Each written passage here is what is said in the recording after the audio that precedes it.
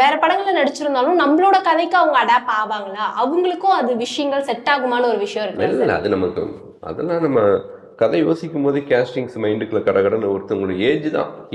ஹீரோடைய அப்பா அப்படின்னா ஒரு ஒரு 50 to 55 இருக்கணும், இல்லை 55 to 60 இருக்கணும்னா அந்த மாதிரி ஏஜ் லுக்கில் கொஞ்சம் மாநகரமாக இருக்கக்கூடிய அப்பாவா, இல்லை ஃபேராக இருக்கணுமா அப்பா, இல்லை கருப்பாக இருக்கணுமா அப்பா, இதெல்லாம் நம்ம டிசைட் பண்ணிடுவோம். கிரியேட்டராக எழுதும் போதே டிசைட் பண்ணிடுவோம். ஸோ அப்போ சரி இந்த கேரக்டரோட மேட்சாக இருக்கணும், இந்த கேரக்டரோட முகஜாடியில் இருக்கணும் அப்படின்னு பார்த்து தான் நம்ம கேஸ்டிங் பண்ணுறது. அது நிறைய ஆர்டிஸ்ட் தமிழ் இண்டஸ்ட்ரியில் இருக்காங்க. அது ஒன்றும் பெரிய டஃப்பான ஜாப் கிடையாது. நிறைய படங்கள் வேற நான் பார்த்துட்டே இருப்பேன். சின்ன சின்ன கதாபாத்திரங்கள் கூட பார்த்தேன்னா அது யாரு என்ன ஏதுன்னு விசாரிச்சு வச்சுக்குவேன். அப்படிதான் ஜோ படத்துல பார்க்கும்போது ஒரு செகண்ட் ஹாஃப்ல ஒரு ப்ரொஃபஷர் கேரக்டர் வந்தாரு, நல்லா இருந்துச்சு, நல்லா காமெடி பண்றானே அப்படின்னு மைண்ட்ல இருந்துச்சு. அப்புறம் இந்த படத்துல ஒரு கேரக்டர் இருக்குது, டக்குன்னு அந்த பையன் அன்னைக்கு பார்த்தமே அப்படின்ட்டு என்னுடைய அசோசியேட்டை பேசினேன்.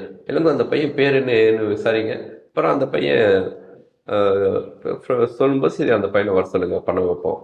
அப்படி நம்ம பார்க்கும்போது ஒவ்வொரு படங்கள் பார்க்கும்போதே நமக்கு நிறைய கேஸ்டிங் நம்ம மண்டைக்குள்ள உட்காந்துக்கும். கண்டிப்பா சார். இந்த ஸ்டோரியை எழுதும் போது யாருக்காக சார் எழுதிருந்தீங்க? நான் இது வரைக்கும் வெண்ணிலா கம்பெனிக்குள்ள இருந்து இப்போ வரைக்கும் எந்த ஹீரோயும் மைண்ட்ல வச்சு கதை எழுத மாட்டேன். பாயம்புலிங்கிற கதை மட்டும்தான் பாண்டி நாடு ரிலீஸ் ஆன உடனே நான் கமிட் பண்ணதுனால வேற வழியே இல்லை.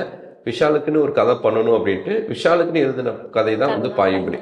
மீதி எந்த கதையுமே நான் ஒரு ஹீரோ ஒரு ஏஜை மைண்ட்ல வச்சுட்டு தான் எழுதுவேன். அதுக்கு ஒரு கதாபாத்திரம் கேரக்டர் வச்சுட்டு தான் எழுதுவேன். ஹீரோக்களை மைண்ட்ல வச்சுட்டு எழுத மாட்டேன்.